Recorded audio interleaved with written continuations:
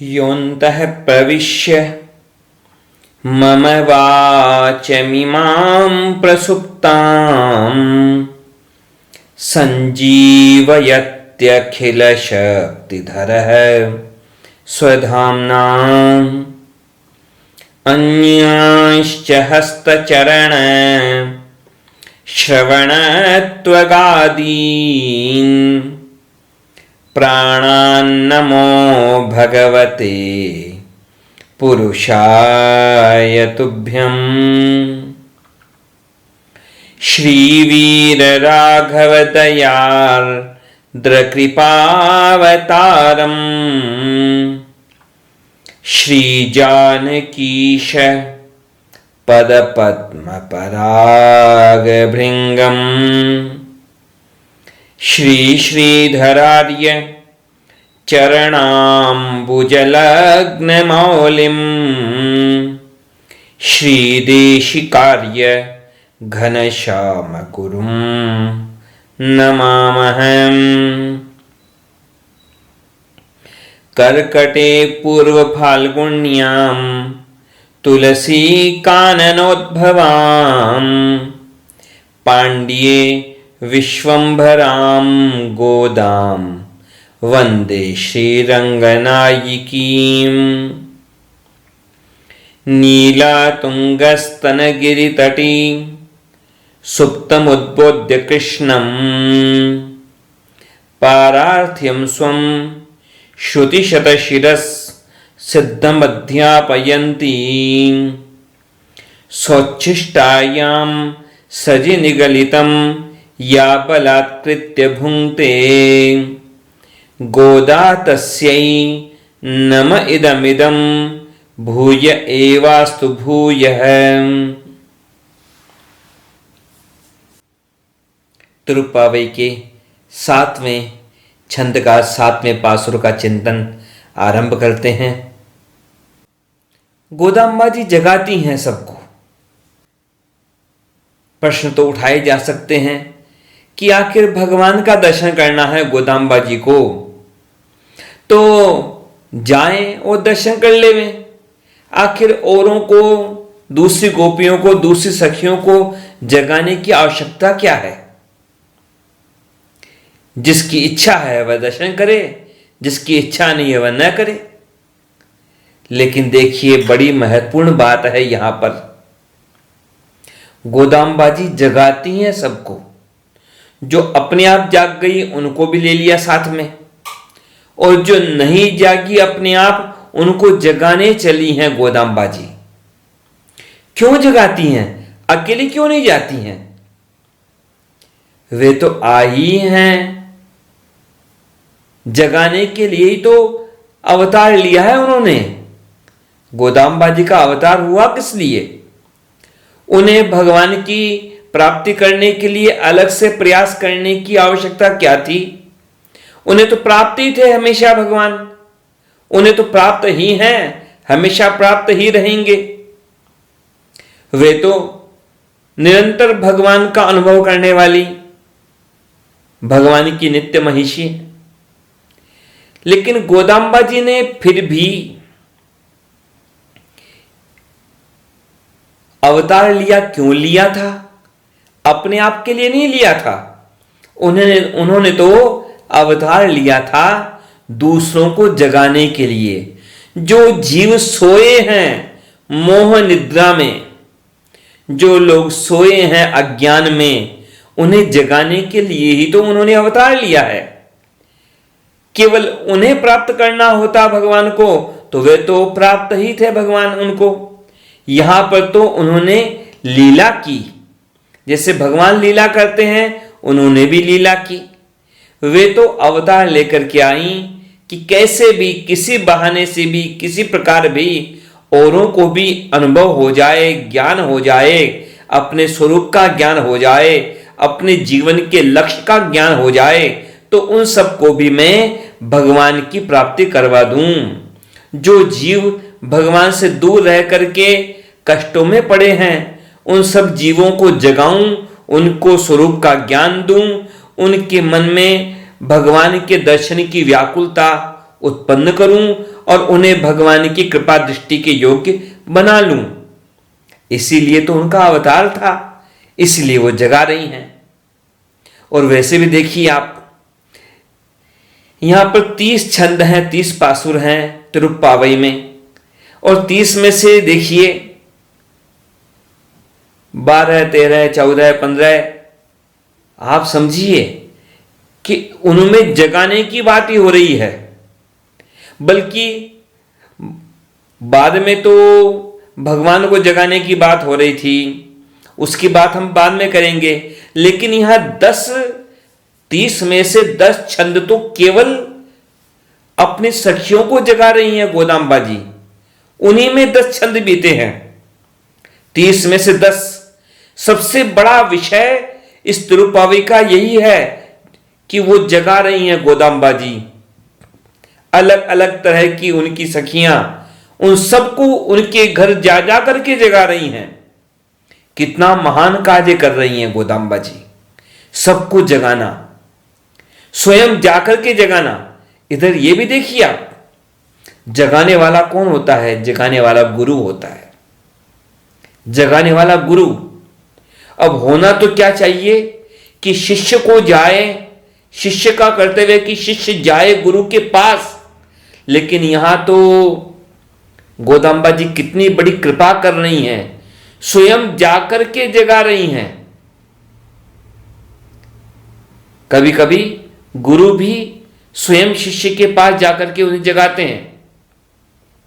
वही कार्य कर रही है गोदाम्बा जी, जगाती हैं, सबको जगाती हैं। और एक दृष्टिकोण और भी समझिए आप। एक श्लोक आता है नीति शास्त्र में कि ये जो 4 युग हैं वो भी जीवन में आते हैं। कि कैसे आते हैं? कि जब तक कोई व्यक्ति सोया पड़ा है तब तक समझो उसके लिए वह कलयुग है, और जब वह जाग गया तो समझ लो उसके लिए वह द्वापर आ गया। कलयुग से वह द्वापर में आ गया। और यदि वह उठ करके बैठ गया, केवल जागा था, पहले केवल सोया था, फिर सोए से जागा, परंतु लेटा हुआ था। लेकिन जब वह लेटे हुए की बजाय उठ करके बैठ गया तो समझ लो उसके जीवन में त्रेता आ गया, त्रेता युग आ गया उसके लिए। और जब वह उठ करके अपने कर्तव्य में लग गया तो समझ लो उसके जीवन में सतयुग का आरंभ हो गया। गोदाम्बा जी सबको इस कलयुग से भगवान के युग में ले जा रही हैं, सबको भगवान की कृपा प्राप्ति के योग्य बना रही हैं। यहां 7वें पासुर में गोदाम्बा जी अपनी सखियों के साथ किसी एक गोपी की यहां पर पहुंची और उसके घर के बंद जो किवाड़ थे उन्हें बजा करके पुकार रही हैं, उन्हें अपनी उस सखी को पुकार रही हैं, उस गोपी को, कि अरे सोई क्या पड़ी हो, अरे किवाड़ खोलो, द्वार खोलो। देखो तुम्हें सुनाई नहीं दे रहा क्या कि भारद्वाज पक्षी जो हैं वो सब उठ करके चहचहा रहे हैं एक स्वर में। तुम्हें यह नहीं पता लग रहा क्या कि सारे के सारे गोकुल में, वृंदावन में सब तरफ जो गोपियां उठ करके कार्य में लग गई हैं, अपने अपने कार्य में, जो दही बिलो करके उसमें से माखन निकाल रही हैं, दधि मंथन का कार्य कर रही हैं, उन सब की आवाज तुम्हें नहीं आ रही क्या? प्रातःकाल हो गया, उठ जाओ अब तो। भ्रांते खंजन संग जात निनदान त्वं कीचुकी चित्यमून गोप्यः सुंदर केश पाश भरिता मांगल्यमालावृताः यन्मथ्नन्ति ददीह तेन जनितान् शब्दांश्च यत्केशवम् ब्रूमस् तद्भवति न किं निशमयत् युत्तिष्ठ बाले शुभे। गोदम्बा जी पुकारती हैं अपनी उस सखी को कि अरे प्रातःकाल हो गया, उठ जाओ और आ जाओ। लेकिन उस गोपी ने क्या कहा कि नहीं नहीं, अभी कहां प्रातःकाल हुआ है, अभी प्रातःकाल हुआ है, इसका क्या प्रमाण है, इसका क्या प्रमाण।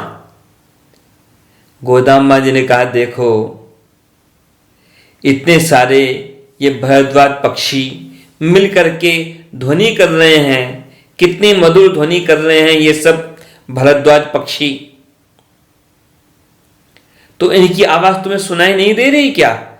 ये सारे पक्षी तो तभी तो आवाज करते हैं जब प्रातःकाल का समय होता है, रात्रि में तो सोए रहते हैं।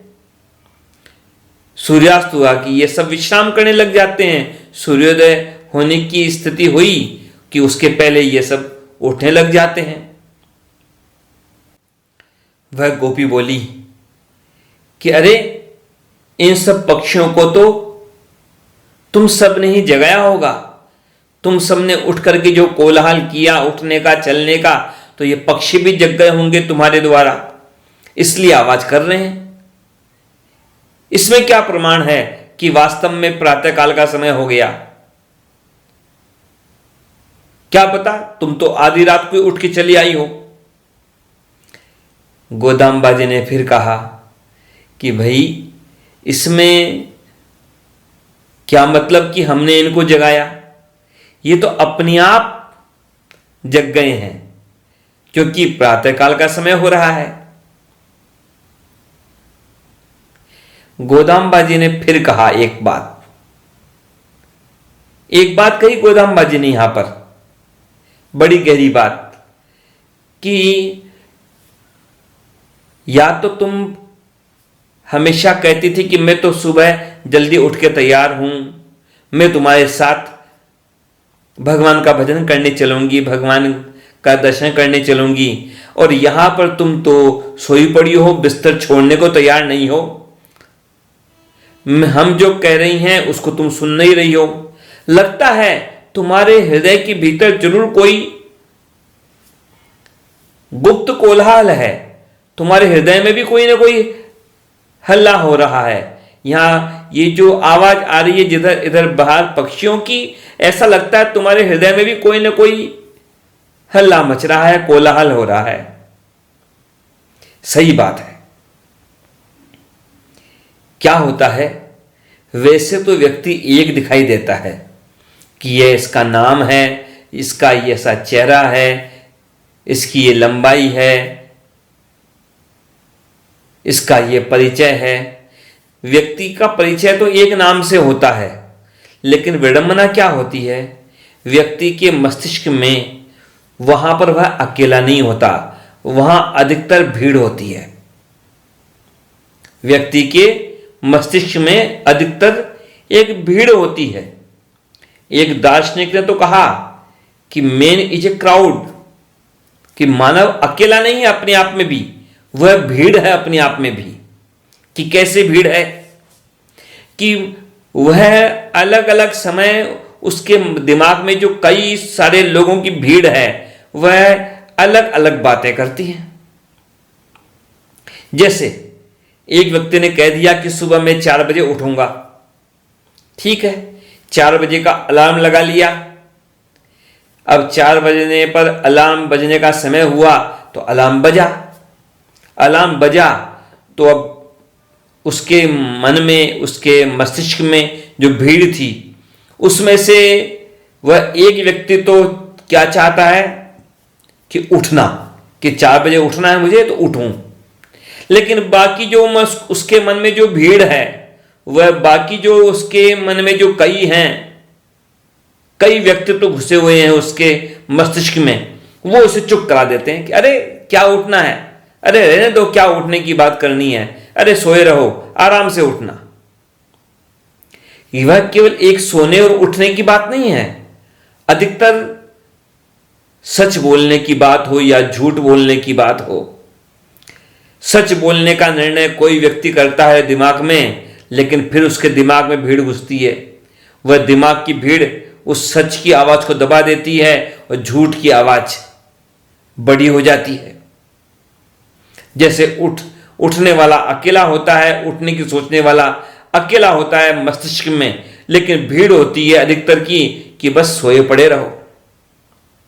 अधिकतर स्थिति यही होती है दुनिया में कि उनके दिमाग में वह अकेला नहीं होता, उनके दिमाग में भीड़ होती है। और जब तक वह भीड़ अलग अलग मत की होगी, अलग अलग विचार की होगी, वह व्यक्ति अपने कर्तव्य का निर्णय कर नहीं पाता, और कर्तव्य का निर्णय नहीं होता तो कर्तव्य लागू नहीं होता, और कर्तव्य जब तक लागू नहीं होता, किया नहीं जाता, तब तक कल्याण नहीं होता। शुरुआत जहां से करनी है वहां पर ही समस्या हो जाती है कि वह अपने मस्तिष्क में भीड़ लेकर के चलता है, खुद वहां पर अकेला नहीं रहता है। इधर इस गोपी ने फिर कह दिया कि कोई निश्चित प्रमाण बताओ कि जिससे पता लगे कि हां प्रातःकाल हो ही गया है। गोदामबाजी ने फिर कहा कि अरे तुम्हें सुनाई नहीं दे रही क्या आवाज? कि कौन सी आवाज? कि देखो सब घरों के अंदर गोपियां उठ करके कार्य कर रही हैं घर का। सबसे मुख्य कार्य क्या कार्य? मुख्य कार्य कि सब दही बिलो करके माखन निकाल रही हैं। सब देखो घर घर के अंदर, एक एक घर में भी कई कई गोपियां दही बिलो रही हैं। सबकी कितनी आवाज आ रही है? दही की बिलोने की भी आवाज, और साथ में उन गोपियों के जो आभूषण हैं जो पहन रखे हैं उन्होंने, हाथों में चूड़ियां इत्यादि, वो सब उनके आभूषण भी आवाज कर रहे हैं एक दूसरे से टकरा करके। उनकी आवाज तुम्हें सुनाई नहीं दे रही क्या? श्रीमद् भागवत के 10वें स्कंद के 9वें अध्याय में आरंभ में ही बड़े सुंदर ढंग से वर्णन किया गया कि यशोदा माता कैसे स्वयं दही बिलो रही हैं। एकदा गृहदासीषु यशोदानंद गेहिनी कर्मांतर नियुक्तासु निर्ममंथ स्वयं दधी। परंतु केवल दही बिलो रही है ऐसा नहीं है। उनके पास देखो, उनके पास दासियों की कमी नहीं है, उनके पास कर्मचारियों की कमी नहीं है, लेकिन फिर भी मन में भावना क्या है? भावना यह है कि मैं तो अपने कन्हैया के लिए स्वयं अपने हाथों से दही बिलोऊंगी, मैं तो स्वयं अपने हाथों से मक्खन निकाल करके उस माखन को अपने कन्हैया को खिलाऊंगी। भगवान के भक्त भगवान का कार्य दूसरों से करवाना नहीं चाहते, वे तो चाहते हैं कि मैं तो भगवान का काम स्वयं अपने हाथों से करूं। उन्हें अपने हाथों से किया हुआ, भगवान के लिए किया गया कार्य, उसी से उन्हें संतोष होता है, उसी से उन्हें प्रसन्नता होती है। उनकी हर योग्यता, उनका हर सामर्थ्य जब भगवान के लिए लगता है तब उन्हें प्रसन्नता होती है। अब यहां यशोदा जी केवल दही बिलो रही हैं इतना सा नहीं है कार्य, साथ में कुछ और भी कर रही हैं। क्या कर रही हैं? कि जो जो उनके कन्हैया ने लीलाएं की हैं, जो जो क्रीड़ाएं की हैं, तो उन्हीं लीलाओं का गान भी कर रही हैं यशोदा मैया। हाथों से तो क्या कर रही हैं कि वहां पर दही बिलो रही हैं, और मन से क्या कर रही हैं? अपने कन्हैया का स्मरण कर रही हैं, और वाणी से क्या कर रही हैं? अपने कन्हैया की लीलाओं का गान कर रही हैं। मनसा वाचा कर्मणा, तीनों तरह से संपूर्ण भक्ति की यहां पर मूर्तिमान स्वरूपा हैं यशोदा मैया। यानी यानी ह गीतानि तद्बालय चरितानि च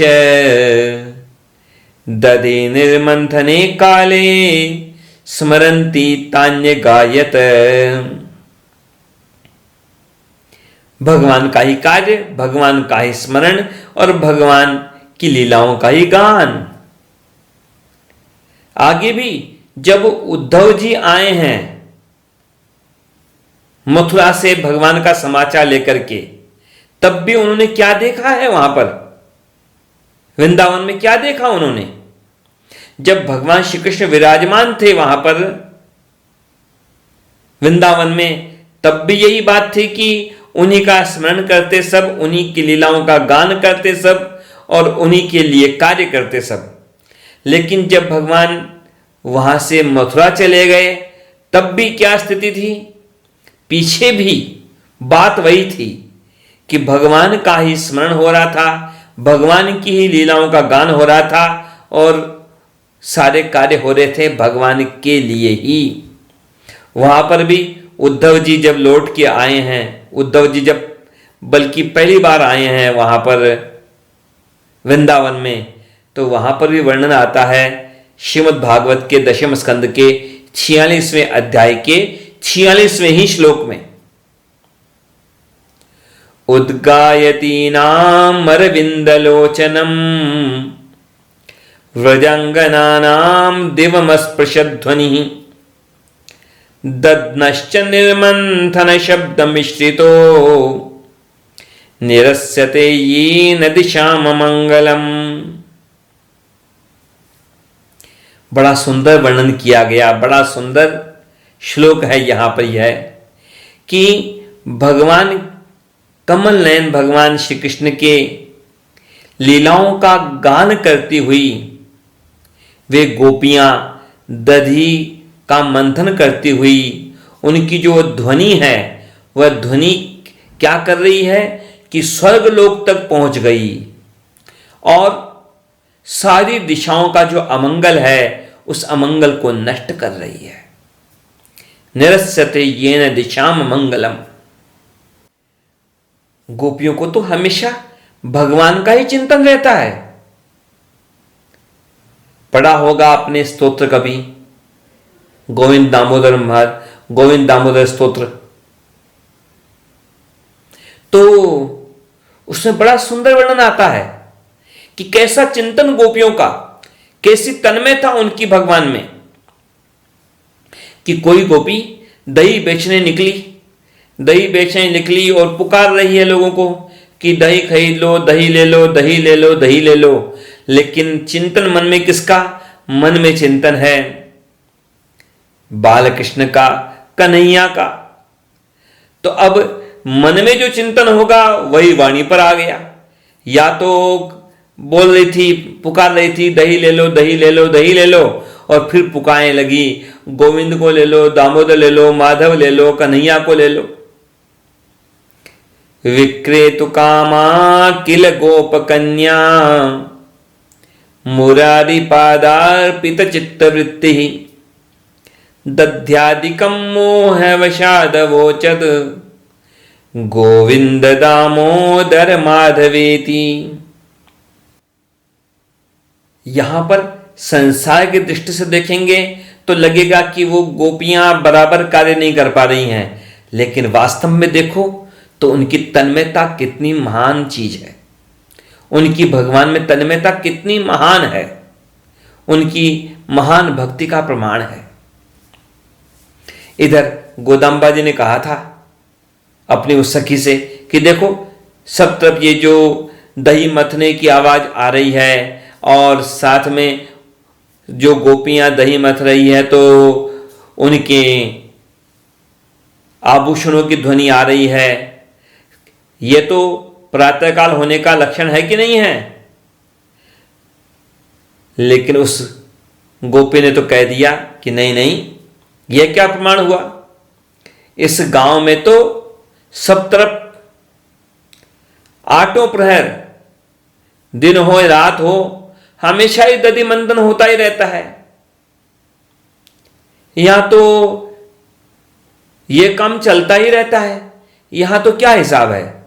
यहां तो सबके पास इतना दूध है, इतना दही है कि बस एक मटकी का दही का मक्खन निकालो, फिर दूसरी मटकी का शुरू करो, फिर तीसरी मटकी का शुरू करो। यहां तो हर घर में ये काम चलता ही रहता है, सुबह हो, शाम हो, दिन हो, रात हो।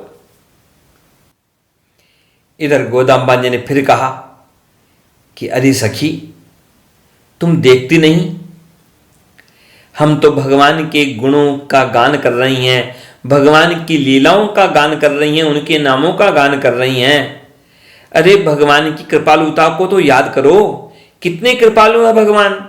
संसार में तो कोई तब कुछ कार्य करता है कि जब बार बार उसे कहा जाए। भगवान तो इतने कृपालु हैं कि बिना कुछ कहे ही कृपा करते हैं, सबकी रक्षा करते हैं। देखो कितने असुर आए, भगवान ने रक्षा की उनसे। केशी असुर आया था बड़े भयानक घोड़े के रूप में, भगवान ने उस केशी नाम के उस असुर का वध किया था और रक्षा की थी सबकी। तो उन भगवान को धन्यवाद देना चाहिए ना हमको, उनके नामों का गान करना चाहिए, उन्हीं का दर्शन करने हमें चलना है।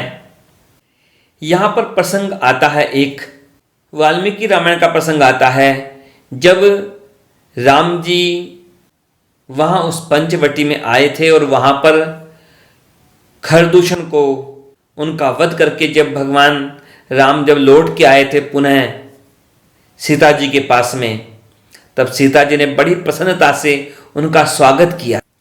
तं दृष्ट्वा शत्रुहंतारम महर्षीणाम सुखावहम बभूवहिष्ठा वैदेही भर्तारम परिशस्वजे।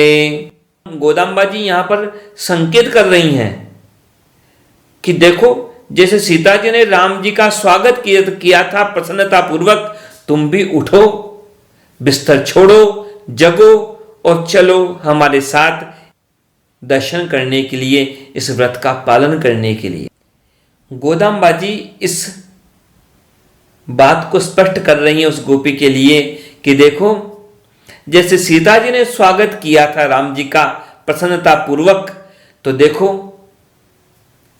तुम भी अब उठो और चलो हमारे साथ में, और हम सब चलें नंद भवन की ओर अपने कन्हैया का दर्शन करने के लिए।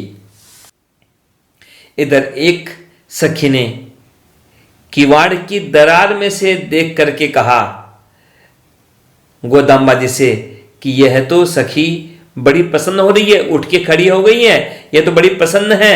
भगवान श्री कृष्ण ने जो उस केशी असुर को मारा, जो भगवान की विजय की ये बात जो सुनी इसने, तो बड़ी प्रसन्न है। गोदाम्बा जी ने पुकारा उसे कि देखो, अब तुम भी बाहर निकल के आ जाओ, ये यहां पर बाहर तो सब तरफ अंधकार हो रहा है और तुम्हारा तेज तो बड़ा प्रकाशित हो रहा है इस किवाड़ के अंदर से, तुम बाहर आ जाओ ताकि हम सबको भी प्रकाश मिले और चलो हमारे साथ भगवान के दर्शन करने के लिए।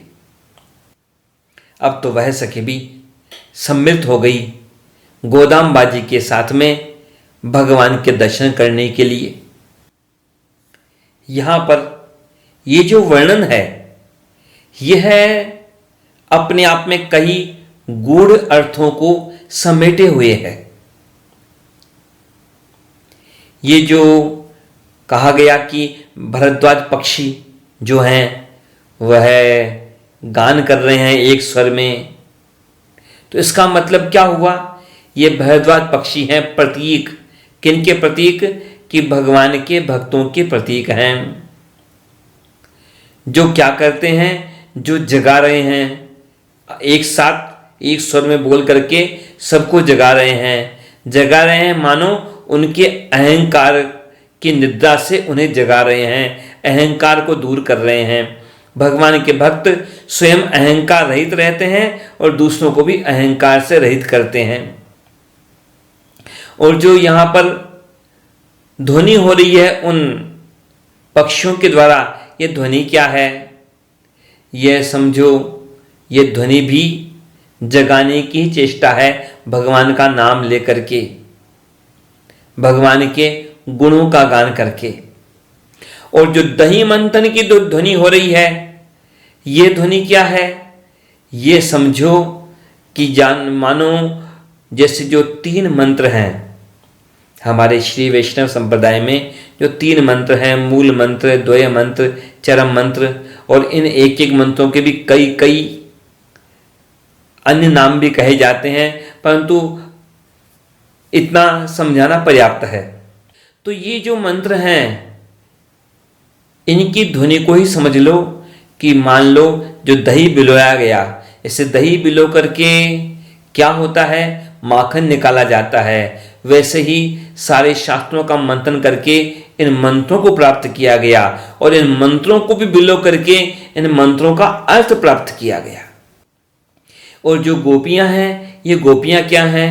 ये हैं ज्ञानी, जो कि यह मंथन कार्य करती हैं, शास्त्रों का मंथन करके शास्त्रों का सार सबके लिए उपलब्ध कराना, यह होता है ज्ञानी और भक्त जनों का कार्य। यहां पर जो भारद्वाज पक्षियों की बात चली, ये भारद्वाज शब्द भी कुछ गूढ़ अर्थों को समेटे हुए है। कवियों के द्वारा वर्णन होता है, काव्य शास्त्र में कहा जाता है कि भारद्वाज पक्षी जो हैं, उनकी आंख बड़ी सुंदर होती है। तो सुंदर कहने का मतलब क्या? आंख देखने का कार्य करती हैं। सुंदर आंख कहने का मतलब क्या? कि वह सुंदर चीज को देख रही है। सुंदर क्या? वास्तव में संसार की चीजें सुंदर नहीं है, भगवान ही वास्तव में देखने योग्य हैं। जिस आंख ने निर्णय कर लिया कि मुझे भगवान का ही दर्शन करना है, वही आंख धन्य है, वही आंख सुंदर कहलाने योग्य है। इसका एक और भी गहरा तात्पर्य है। शास्त्रों के बारे में कहा गया, क्या कहा गया? अनेक संशयोच्छेदी परोक्षार्थस्य दर्शकम सर्वस्य लोचनम शास्त्रम यस्य नास्त्यंध एव सह, कि अनेकों संशयों को दूर करने वाला, बहुत तरह की दुविधाएं होती है ना मन में, उन दुविधाओं को दूर करने वाला और परोक्ष चीजों को भी दिखाने वाला। परोक्ष यानी एक तो हमें सीधे दिखती है चीजें, अपनी आंख से दिखे, अपने हाथ के स्पर्श से अनुभव हो, या अपने कान से सुने, ये होती है प्रत्यक्ष। तो प्रत्यक्ष के अलावा जो हम कान से नहीं सुन सकते, जो हम आंखों से नहीं देख सकते, उन चीजों का भी दर्शन कराने वाली जो दृष्टि है, तो कहा गया कि शास्त्र ही वह नेत्र हैं जो सारी चीजों का दर्शन कराते हैं। जिसके पास शास्त्रों की दृष्टि नहीं है, वह तो अंधे के समान है। आंख होके भी अंधा कहलाएगा यदि व्यक्ति शास्त्रों के ज्ञान से रहित है। श्री गोदा रंगनाथ भगवान के श्री चरणों में प्रार्थना है कि वे हम सबको शास्त्रों का सार, ये जो रहस्य तय के रूप में 3 मंत्रों के रूप में हमें प्राप्त हुआ है, उसके सार को हमें अपने जीवन में उतारने योग्य बनाएं। श्री गोदा रंगनाथ भगवान हम सबको अपनी कृपा दृष्टि का पात्र बनाएं, यही उनके श्री चरणों में प्रार्थना है। जय श्रीमन नारायण।